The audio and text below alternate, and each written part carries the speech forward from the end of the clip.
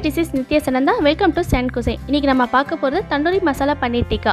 இதை நான் first time வீட்ல ட்ரை பண்ணி பார்த்தா ரொம்ப நல்லா வந்துச்சு. சோ அதனால உங்களுக்கு நான் ஷேர் பண்ணியிருக்கேன்.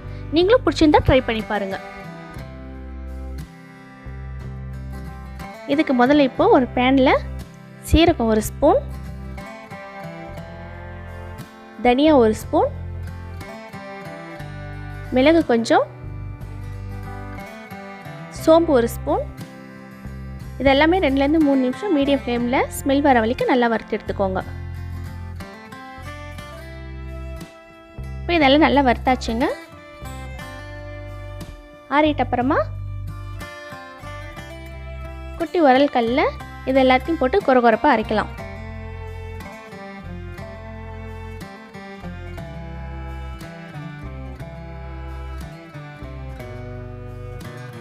இது கூடவே சில்லி ஃப்ளேக்ஸ் ஒரு ஸ்பூன்,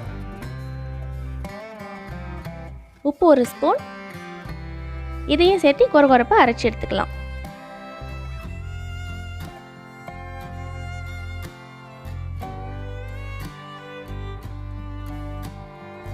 பாருங்க இந்த மாதிரி இருக்கணும்.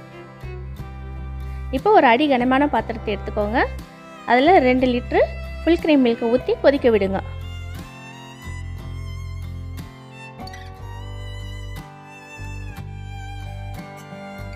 மீடியம் லோ ஃப்ளேமில் கொதிக்க விடுங்க. அப்பப்போ கலரி விட்டுக்கோங்க பாலை. இப்போ அரைச்ச மசாலா பவுடர், இது கூடவே பொடியாக நறுக்கிற 2 பச்சை மிளகாய், கொஞ்சம் கொத்தமல்லி, இது எல்லாத்தையும் நல்லா கலந்து விட்டுக்கோங்க.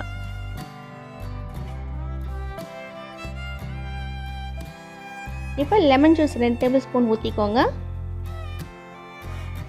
இப்போ பால் திரிய ஆரம்பிக்குது பாருங்க.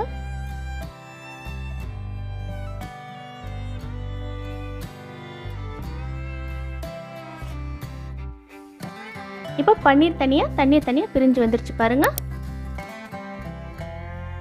இப்போ ஒரு மஸ்லின் துணியில் வடிகட்டிக்கலாம். தண்ணி ஊற்றி பன்னீரை நல்லா வாஷ் பண்ணிக்கோங்க. இது எதுக்குனாக்க அந்த லெமன் ஜூஸோடைய புளிப்பை ரிமூவ் பண்ணுறதுக்காக. இப்போ தண்ணி ஃபுல்லாக வடிஞ்சிடுச்சு. இப்போ ஒரு ஸ்ட்ரெயினரில் 1 சென்டிமீட்டர் திக்னஸ் அளவுக்கு பன்னீரை பரப்பி விட்டுக்கலாம்.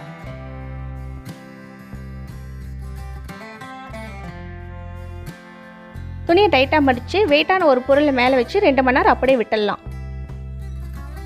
இப்போ 2 மணி நேரம் ஆயிடுச்சு. இதை ஓப்பன் பண்ணி பார்க்கலாம்.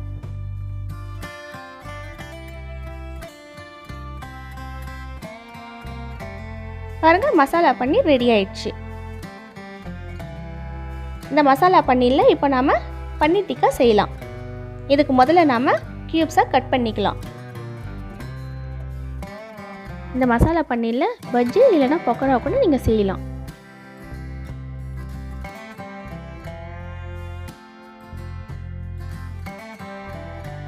பாருங்க இந்த மாதிரி எல்லா பன்னீரும் கட் பண்ணி எடுத்து வச்சுக்கலாம்.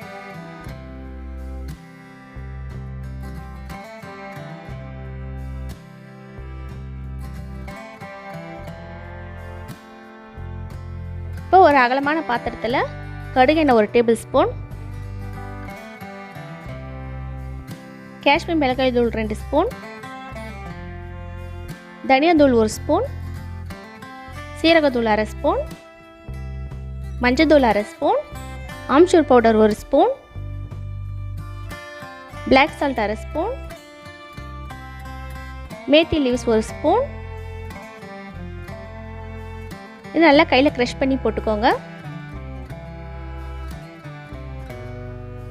கரம் மசாலா தூள் 1/2 ஸ்பூன், உப்பு தேவையான அளவு, இஞ்சி பூண்டு பேஸ்ட் 1 ஸ்பூன், பொடியாக நறுக்கின கொத்தமல்லி 1 table spoon, lemon juice 1 teaspoon. இது எல்லாத்தையும் நல்லா கலந்துக்கோங்க.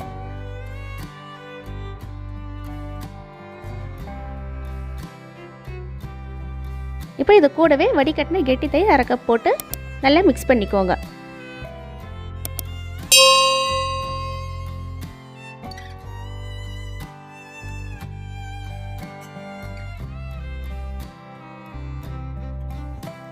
இப்போ நல்லா மிக்ஸ் பண்ணியாச்சுங்க.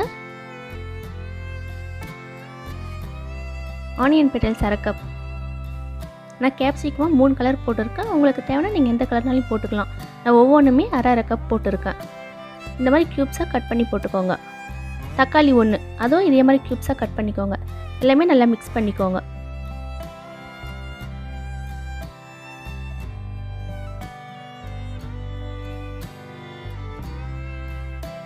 இப்போ இது கூட கட் பண்ணி வச்சிருக்கிற மசாலா பன்னீர் ஆட் பண்ணிக்கலாம்.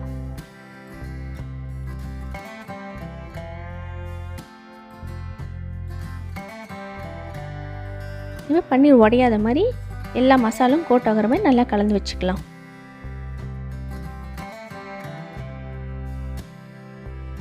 இப்போ நல்லா கலந்தாச்சுங்க. அடுத்த ப்ரொசீஜர் ரொம்ப முக்கியம். ஏன்னா இது தந்தூரி மசாலா பன்னீர் டிக்கா இல்லையா, ஸோ அதனால் சார்கோல் ரொம்ப முக்கியம். அதுக்கு சூடு பண்ண கறி துண்டில் 2 ஸ்பூன் வெண்ணெயை விட்டு 5 நிமிஷம் மூடியை போட்டு மூடி வச்சுடுங்க. இதோடைய ஃப்ளேவர் ரொம்ப நல்லாயிருக்கும். இப்போ 5 நிமிஷம் ஆயிடுச்சுங்க. மூடியை ஓப்பன் பண்ணலாம். இந்த சார்கோல் ஸ்மெல் ரொம்ப நல்லாயிருக்கும். இப்போ இதை ரிமூவ் பண்ணிடலாம். இப்போ ஸ்வீட் ஸ்டிக்கில் வெங்காயம், குடமிளகா, தக்காளி, பன்னீர் இதே மாதிரி இன்னொரு வாட்டி செஞ்சு இந்த ஸ்டிக்கை ரெடி பண்ணி வச்சுக்கோங்க.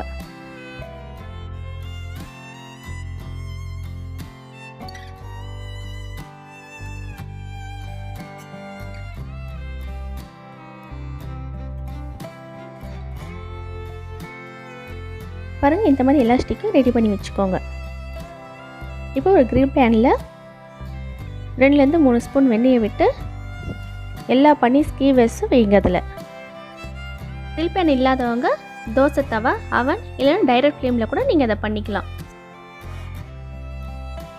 சில்லி ஃப்ளேக்ஸ் ஃப்ளேவர் ரொம்ப நல்லா இருக்குங்க.